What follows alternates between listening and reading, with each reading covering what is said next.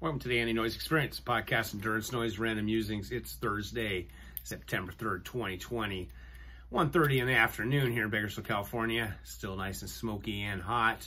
I was supposed to be in Mammoth today. Well, I really was supposed to be on the High Sierra Trail, but I couldn't. After my fall, I realized I couldn't do the High Sierra Trail with my friends, Liz, Sarah, and Laura, so I told them I would take them to the High Sierra Trail, drop them off in Sequoias, and then pick them up at Mount Whitney.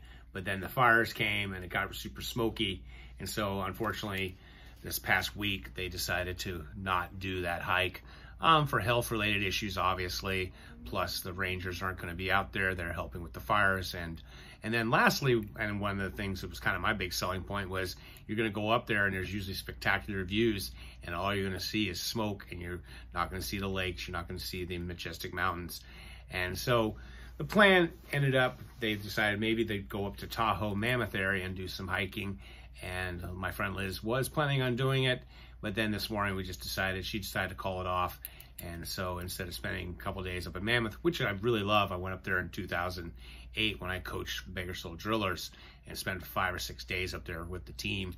High school teams used to go up there and train often, and it was great to go up there. In fact, we were there when the Beijing Olympics were going on, which made it even more enjoyable. And that got me to thinking about what's the difference between coaching high school runners versus coaching adults, which I started doing in 2009.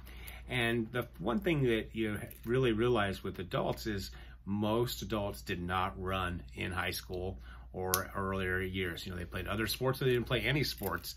And so they didn't have the development that a traditional track or cross-country athlete would have. And I've often talked about how they kind of just jump in and do a half marathon or a marathon or an ultra right off the bat.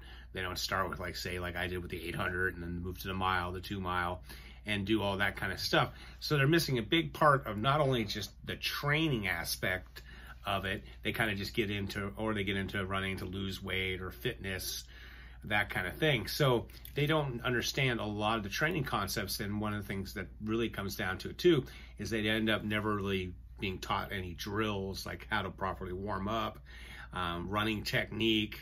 A lot of times people just say, just go out there and run. And, you know, if you go to an elementary school, well, you used to be able to go to elementary school and see kids running around the playground. And when they're like little kids, maybe 7, 8, 9 years old, they run like the wind. They're beautiful runners. They don't need to, because they're not thinking about how to run. They just run. Then as they get older, they start thinking about how they should look and how they should run. And they, you know, look terrible. I know I bug the hell out of my sons when they're playing video games out in the living room. And I'll say to them, like, you know, these games are awesome, but the characters run so badly. I go, why can't they fix that? You know, like, and I already see commercials and see people running weirdly and awkwardly. And so there's drills, you know, there's some good warm-up drills. You can Google those. Coach Johnson, I like his leg swings and lunge matrix that I often use with my athletes. But one of the drills I really want to talk about today is doing some stride outs, short bursts of speeds. You can throw these in throughout any workout. They often say, you know, do it at the end of an easy workout, but I do it in the middle of workouts, even now when I'm doing more walking than running. You know, you just pick up the cadence, but just pick it up for just, you know, 20, 30 seconds or even shorter. And so what I often tell my athletes is, you know, count to 30 with one leg. And so, you know, 1, 2, 3, 4, 5, 6, and then look at your watch before you start counting. And if you can get 30 steps in 20 seconds, that's 90 steps a minute. The 180 is kind of where you want to be. I mean, there's been research looking at Olympic athletes, and Usain Bolt is taking 180 steps. That's 90 steps a minute. Let's just go with 90 steps a minute, one leg. Usain Bolt's running 90 steps a minute. The guys running the 10K are doing 90 steps a minute. Now Usain Bolt is covering an incredible amount of ground on each step. And then it's interesting that even in cycling, they are now doing a spin rate of like 90 RPMs a minute. It wasn't always the case when Lance Armstrong came into the cycling world. He had developed that technique with his coaches of doing a high spin, you know, in easier gears, and he was made fun of. The other, you know, the Europeans like were pushing these big gears, and they were men, and Lance was just spinning really quickly, and so it was they. But then, of course, you know, his success. And I know, no, don't get on all the drug things. Everybody was doing drugs. So, but he changed the sport. Now you see everyone doing the high spin rate. You don't ever see anybody pushing gears and cranking along at 70 RPMs or even 80. They're doing 90. So it's interesting that the human body seems to really like that 90 RPMs a minute, 90 steps a minute. But, of course, everything varies. I mean, size and age. Myself, I don't do it. So it's kind of like they say, I found this article on Podium Magazine. It was talking about, it was September 3rd, that they were talking about, actually it wasn't September 3rd. This article was written a little ways ago, but it was talking about 3 ways to increase running cadence for speed. And it says you want a quick, safe way to run faster, increase your cadence to build efficient speed. And that's definitely the case. When I do run walk in races, I often do the step count because I kind of use it as a way to focus. So when I go from a walk, I try and smoothly get into a run, and then I just go 1, 2, 3, 4, 5, 6, 7, 8, 9, 10 on up to 30, and it just kind of gets me focused and talks about a lot of the things they talk about in here. And so it's the best way. I always say, if you want to work on your form, if someone's saying, hey, your running form's off and stuff like that, or you just want to get faster, practice taking more steps per minute and your form will clean up.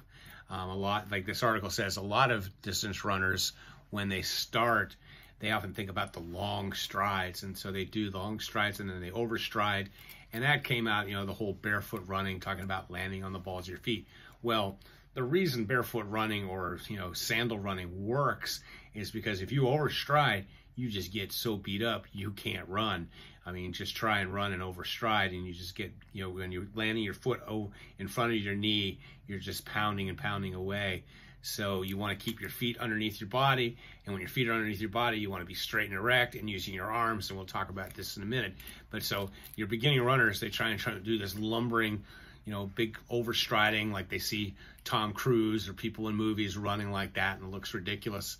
And it's just putting all kinds of torque on your body. So the way to you increase your stride length, and then your cadence, and then when you want to go faster, the Chai running format is you do a high cadence rate, and when you want to go faster, you lean forward. You don't lean at your waist, but you lean forward. So almost like running is you're falling the entire time.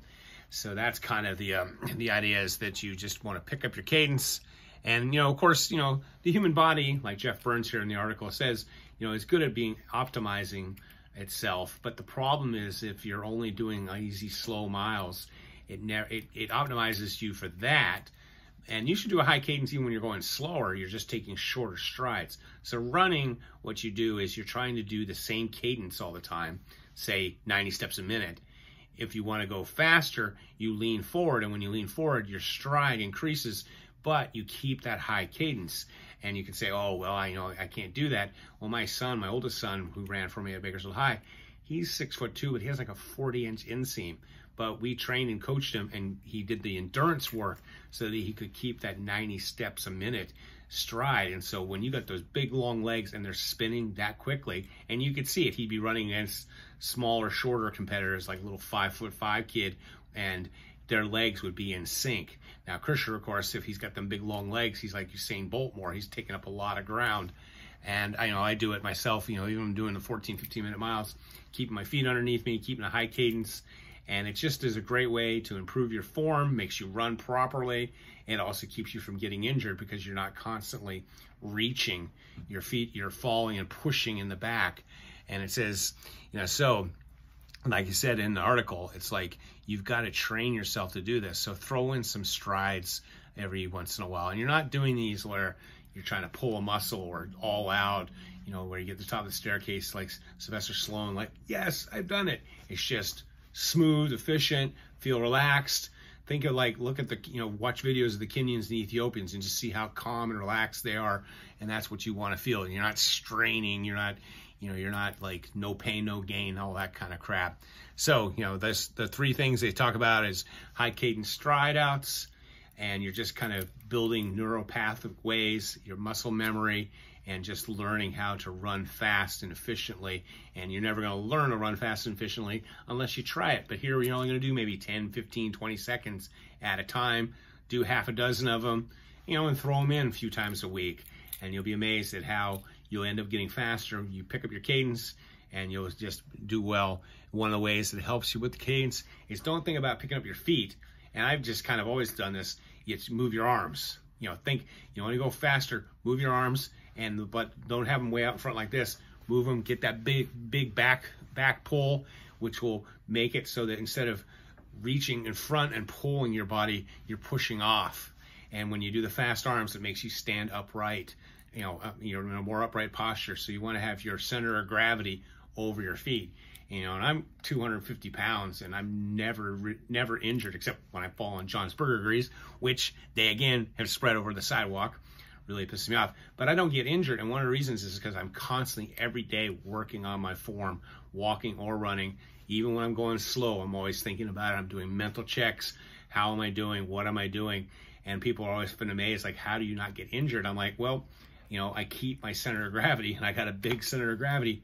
I keep my feet underneath my center of gravity, and I adjust it so that that's always the case, so I'm not overreaching. And so what I was talking about earlier about the shoes, barefoot running with a zero drop, which I wear ultras and I like them, it kind of forces you that you don't land, you don't overstride.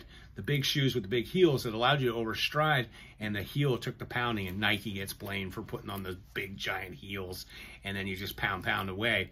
So that's kind of the whole point of those things, is so quick arms and then just standing tall. And when you're running, you're almost like they talk about it being like on a ski jump, and you're leaning forward. You'll see those guys in the ski jump and how they're leaning forward like this.